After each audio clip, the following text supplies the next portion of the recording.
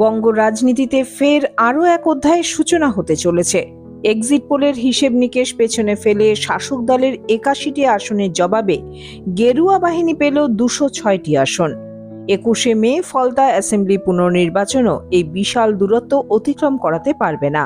২৪শে মে ভোট গণনায় তাই নতুন কোনো ছবি উঠে আসার প্রশ্নই নেই।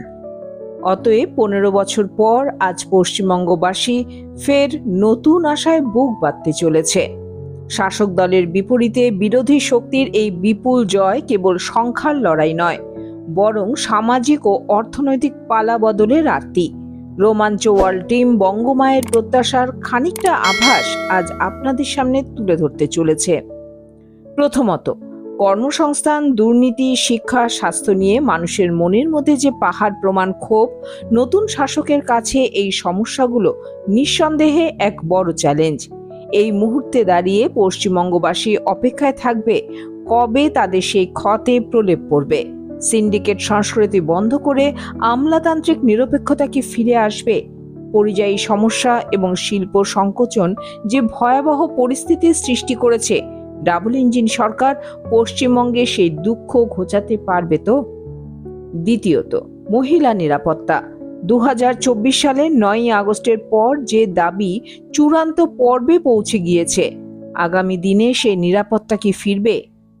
তৃতীয়ত, দুর্নীতির শিকার হয়ে চাকরি হারানো মানুষগুলো যে অনিশ্চয়তার মধ্যে দিন কাটাচ্ছেন, তাদের সেই অন্ধকার কি এবার দূর হওয়ার কোনো সম্ভাবনা তৈরি হবে?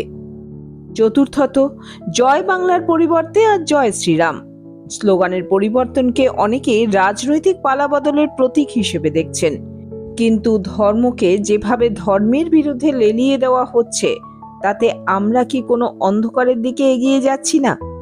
প্রশ্ন থেকে যাচ্ছে, সম্প্রীতি অটুট থাকবে তো? পঞ্চমত, কেন্দ্র রাজ্য সম্পর্ক ও অর্থনীতি। ডাবল ইঞ্জিন সরকার রাজ্যের আর্থিক উন্নয়নকে ত্বরান্বিত করতে পারবে? দীর্ঘদিন ধরেই বাংলার মানুষ অভিযোগ করছেন, কেন্দ্র রাজ্য দ্বন্দ্বের কারণে অনেক প্রকল্প আটকে রয়েছে। এবার কি তবে সেই অচলাবস্থা কাটবে? উন্নয়নের গতি কি সত্যিই বাড়বে? মানুষ চায় বেঁচে থাকার জন্য তার ন্যূনতম যে অধিকার, সেই অন্ন, বস্ত্র, বাসস্থানের নিশ্চিত সংস্থান, সেই সঙ্গে রয়েছে পুরনো সেই প্রত্যাশা, আমার সন্তান যেন থাকে দুধে ভাতে।